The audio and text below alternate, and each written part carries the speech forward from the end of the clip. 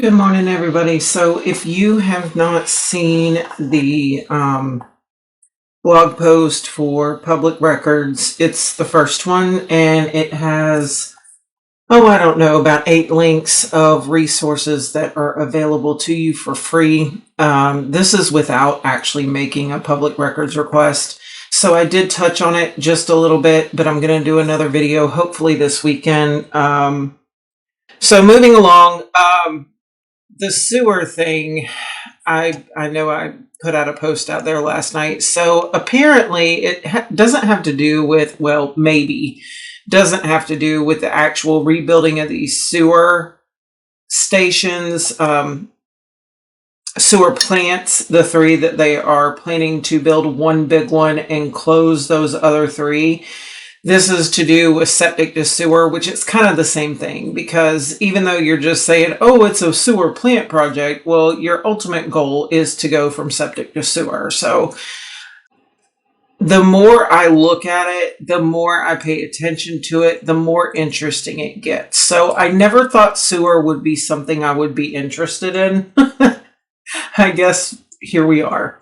So as time goes on, we'll be looking, but I would keep an eye on NG Wade, Dewberry Engineering, and our county administrator, because there just seems to be, if you were at that meeting, and that's the first sewer meeting I've ever been to, and you went to that meeting, it was quite interesting to watch. And I went in with an open mind because I was just curious as to what they were going to talk about. And it was really kind of a brief overview of the BMAP and why it was important to go and put sewer in this area with the springs. And I'm like, well, this is only one part. I mean, now you've got, I wonder what Leon County is doing. So that northeast side on Woodville Highway, they have just cleared all of that.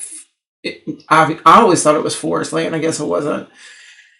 They've cleared all of that land. They're building like 400 houses. Well, think about the impact that's going to have on our springs. If we're going in the name of water bodies and water, and then if you think about where Lake Ellen is located, you know, there's a lake there, and then your beach isn't too terribly far. It just makes you wonder about prioritization and why certain things are prioritized in certain ways and other things are not. Animal control update. Looks like Walter Class is going to get up there and say a few words for any of you that are in that area of interest. This is out on the fire drive, of course. There's a link on the Facebook page. Request board approval. So a bunch of these are grants. I didn't look into every single one of them. I did do a cursory review. And it would be interesting to follow these and see how many times they're redoing them, because this says retrofit. So it looks like they're going back, if you look further in the documentation, they're going back and making it more robust for flooding. Well, because I haven't followed all this sewer stuff, I don't know when's the last time they did anything to it. So, it might be something to watch. Like, I feel like you would need a spreadsheet to say, where is this lift station? and when was the last time we did anything to it? How much did it cost? So I don't know. Maybe one day I'll track that. But for now, or if somebody just loves to look at sewer and wants to track it, that'd be great. I think it would be interesting to track it and see how the money's flowing. And you'll see they're moving some grant money around. That was what sparked my attention about the East Side Sewer. They're basically robbing Peter to pay Paul with DEP. DEP is going to move the money. So now we won't have the money to finish the other project. And I'm like, don't we have some sewer loans out there that still aren't paid for, and we're just like full steam ahead? It just makes you wonder why the urgency. Now, I get for the environment. So I get that we're growing and we need to protect our water. I get all that. But it's just like full steam ahead. And then the rhyme or reason doesn't seem to be totally geared toward water or water quality. I think it's like a manipulation of DEP saying your water quality is poor, and our county government administration, whatever, saying, ooh, look, opportunity. NG Wade owns a whole bunch of land up here. We're about to spend 25 million plus of your dollars to subsidize 2 businesses. This is going to be a great place to go develop because people will need a place to live that's close to work. Oh, yay, yay. Well, let's just go ahead and start getting this east side done. And we're not worried about Little Lake Ellen because Lake Ellen has mostly individual owned lots. You know, the builders send you something in the mail that says, hey, sell me your lot. I actually called one of them. Super nice guy. But it's all individually owned. One developer doesn't own it, kind of like the 36-acre Misting Springs Phase 2. You know, that's one big developer that owns all of that, and he split those lots. Well, Lake Ellen's not like that. So it just it begs the question, and not saying that there's anything there, but it begs the question of why there, why now, why the priority, what are the priorities, what drives the priorities. Yeah, here's one, amendment number 1 to the Florida DEP Springs Protection Program Agreement to construct a master lift station on Alexander Road and connect with Wakulla County Central Sewer System. Here's one, Protection DEP Springs Protection Program Agreement, connect Eagles Ridge Unit 1 and Wildwood Phase 1 to Wakulla County Sewer System. There was also, and we'll get to it. Well, let's just keep moving. It's a pretty big agenda. Sorry, let me get back up here. Just make sure there's nothing else I wanted to look at. We're going to talk about this trailhead. I thought that was interesting. They're doing a public meeting on the 24th. This is going to get approved on the 18th. So when I say cart before the horse, I totally mean that. They're going to go ahead and get the approval from the board to send the grant agreement. Then they're going to say, oh, we're going to have a public meeting on the 24th. Well, I know that I have seen citizens, I mean, they are tone deaf because I have seen citizens in the Wakulla Citizens page, especially when Azalea Park got their grant, which was a little specific. I did look that one up too. People were like, well, why aren't we making waves with the rec park? Well, I don't know. I mean, who's going to get the contract for the $90,000 or the $450,000 that they're asking for? And then the county had to put up 90. Well, it wasn't 450. So 450 back out 90, right? Who's getting that money? You know, do we have the same people over and over getting this work? You know, is it being done by our county? I mean, those are all valid questions. Who's going to do the work? These are questions that they probably won't answer for you. But if you go to the public meeting, please ask that question. Like, do you have somebody in mind to do the work? Is the county going to do the work? You know, just ask. There's no hurt in asking. Here's your Misting Springs. I don't know why my thing does that. Misting Springs, landscape regulations. These two things sort of are kind of for green space. It's to encourage builders to leave some trees and leave some green space, which I guess that's a good thing. Kind of scares me that we're having to already do that. But it is what it is. There's your calendar.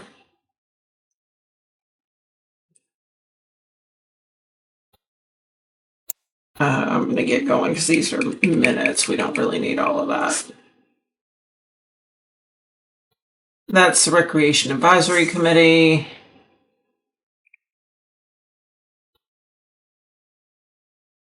This is a forestry grant for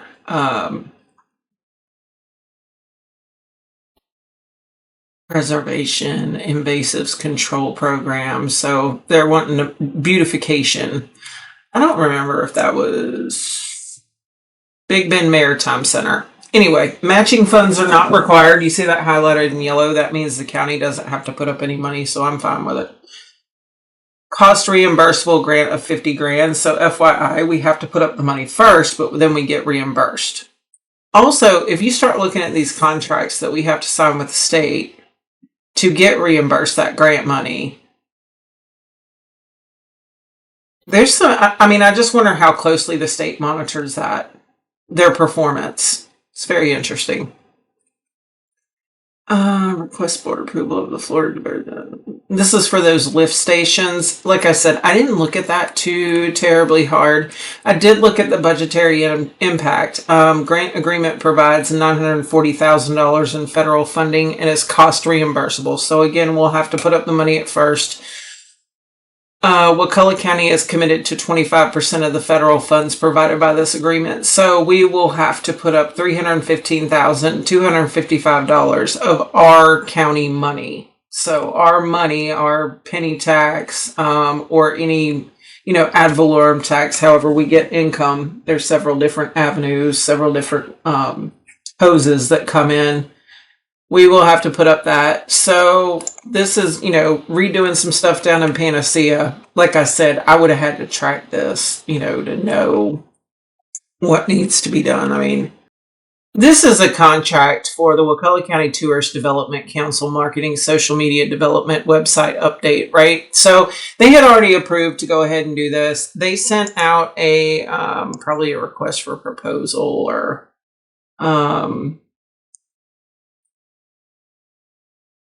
it just says on November 14th, RFP, request for proposal, was sent out for their marketing team. So they got 4 responses back. What I find interesting about this is they weighed it all, which was great. And if you look, so the final score, and usually they have a team. So it shows you up here somewhere who the team was. You'll have to read that. Anyway, they gave points to each entity. So if you look here at the end, you had 265 as a final score, 259 and 277. Well, all of these guys are close. So my question is, being that 3 of them were super close, did anybody look at the dollar amount? Did anybody look and see how much each person wanted to charge? Or did we just say, oh, you got the highest score, you win, here's what it is? I mean, did anybody look at that? Because you can adjust, right? You don't always hire the cheapest person. I don't always hire the cheapest person. You don't always buy the cheapest car. I mean, if you want things to last, you might want to spend a little money on my great grandmother used to say, you get what you pay for. So I thought it was interesting. They just went with bow stern. I would like to see the other proposals to see what the cost difference is. The annual cost is $94,500 plus a one-time fee of $7,000. So over, $101,000 for, these services back here. And it's 100% supported by local bid tax revenue. So see, there's another hose of revenue that comes in. So tells you what they're going to do for the county, their monthly reporting.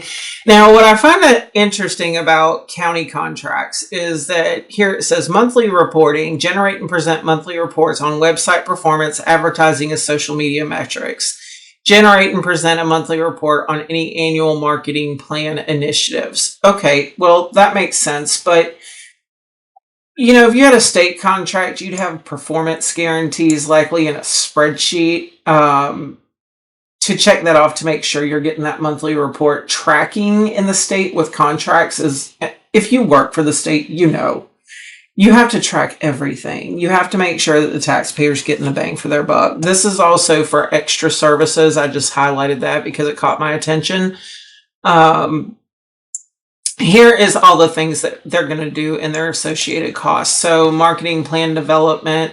Now, I wonder about this too. Where did they get this value from? Like, who says that this is the value of these services, right? That's another reason I would like to see the other proposals and why this was the best one. And, if I was a commissioner, I would be asking that question. Apparently, Ralph Thomas was on the committee that approved this purchase. So I wonder if he ever asked, well, where's the other proposals? Can we see the other ones? Just because they got the highest score doesn't mean that they're the best bang for the buck. So there's everything that they're going to do, what it costs. You can take a look at that. This is for your mosquito control. All right, so here is the number one Florida Department of Environmental Protection Springs Protection Program agreement to construct a master lift station. The grant is on a cost reimbursement basis not to exceed $3 million with the term ending March 31st, 27. It's important to note that a separate but related sewer project for the Crawfordville East Septic to Sewer is also being funded through DEP. DEP Standard Agreement LPS 0111 was executed, blah, blah, blah, and is providing $1.9 million to Wakulla County to construct sewer extensions and central sewer connections for the Eagles Ridge and Wildwood neighborhoods. So that's down south, down there, 98. They will be connected to the Otter Creek Wastewater Treatment Facility. Funding for this project is also being provided through DEP's Springs Restoration Grant Program. So this is not for an actual sewer facility. This is for connecting to the central sewer. Approval of Amendment Number 1 to the Florida Department of Environmental Protection Springs Protection Program. So Eagles Ridge Unit 1 and Wildwood Phase 1. So this also looks like it's down south. So goes into the background, finding support cost Eagles Ridge.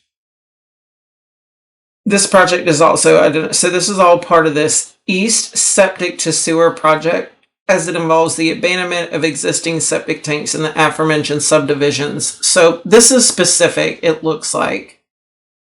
Crawfordville East. Looks like that is specific. So this is the second batch of subdivisions. Giving me fits. It is important to note that a separate but related sewer project for the construction of a master lift station and installation of a force main on Alexander Road is also being funded. Wakulla County staff and DEP staff have recently discussed that there is a need for additional funding to complete the Crawfordville East Septic to Sewer project. DEP was not in a position to add new funds to complete this septic to sewer project, but has offered to reallocate funding from the Alexander Road MLS project. It is important to note that the Alexander Road MLS project is currently on hold as the grant award amount has been determined to be insufficient to complete the project. Therefore, DEP will move $1.8 million from the Alexander Road grant agreement to the Crawfordville East Septic to Sewer grant agreement, so this crucial sewer connection project can be performed while Wakulla Middle School is out of session for the summer. So they didn't, so somebody overshot, or did they not?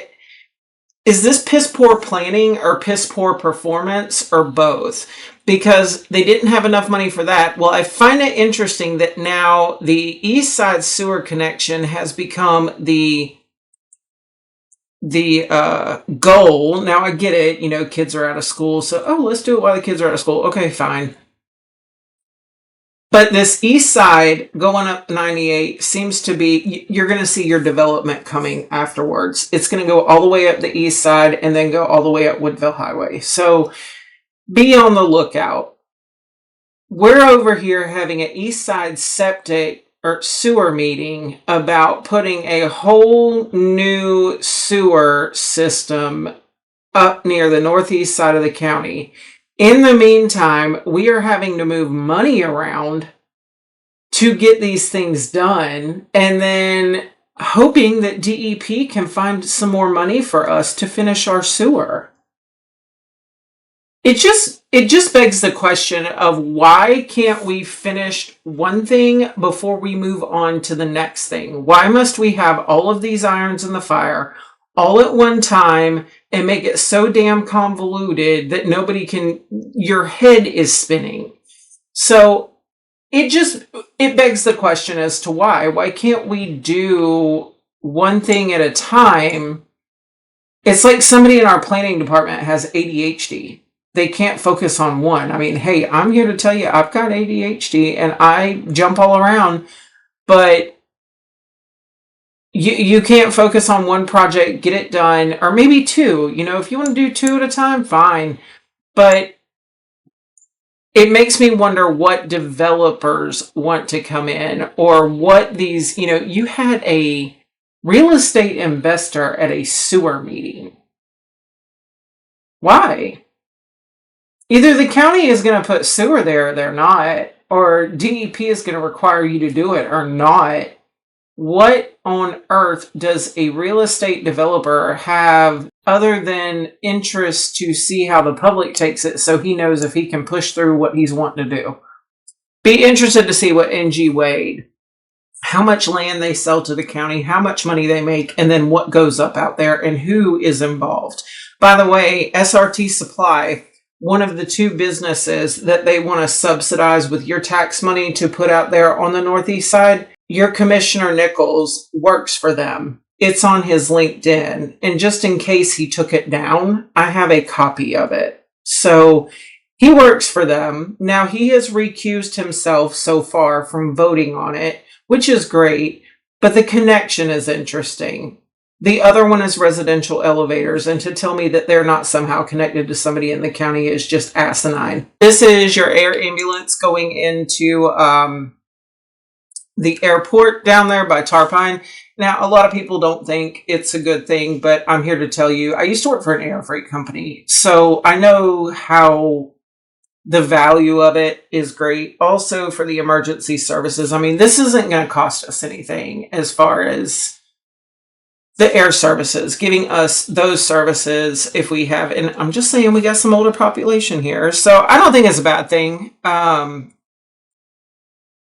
They're trying to get this company up and going to provide these services. And you can look in here. One thing I did notice just from a healthcare standpoint is that they will not balance bill you. So if you have to have air transport for a life-threatening emergency, they won't balance bill you. It's the payers are responsible for paying the bill for the transport. The patients will only be paying their copay, coinsurance, deductible, and it says that here. So I thought that was pretty good. That's a good sign. But it'll tell you everything they were going to have on the helicopters and all that good stuff. This is a reduction of a code enforcement lien. I would love to look up this corporation, see who they're connected to. Actually, if you will go look at my blog post on the public records, it will show you how to look up this corporation so that you can see who the principals are, who incorporated them, where they're from. So use that tool.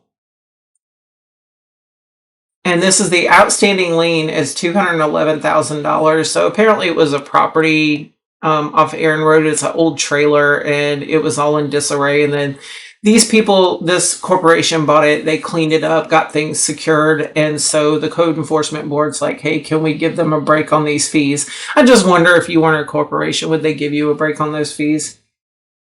Just curious. We'll have to keep looking, have to keep watching. This is why it's important to keep looking and keep watching, because you don't know, and you don't know the answers to your question until you continuously follow what they're doing. Okay, so here's one of our last things. This is the recreational trails program. So this is the Med-Art Park. So this is the grant application, and actually I pulled it up and I'm going to show it to you here in just a minute. Seeking funds for the design and construction of the Med-Art Recreation Park trailhead. So don't get excited about them making a bunch of improvements to the actual park. This is actually going to go, I'll show you. The maximum grant awards available through RTP vary based on the type of trail use being pursued. Allowable grant funding maximums for the current cycle are as follows. So we're looking at the non-motorized diverse use projects. Well, that sounds really good. I was thinking, okay, diverse use, maybe they're going to put, do stuff to the Med-Art Park that will benefit all the kids and all the recreation that goes on down there.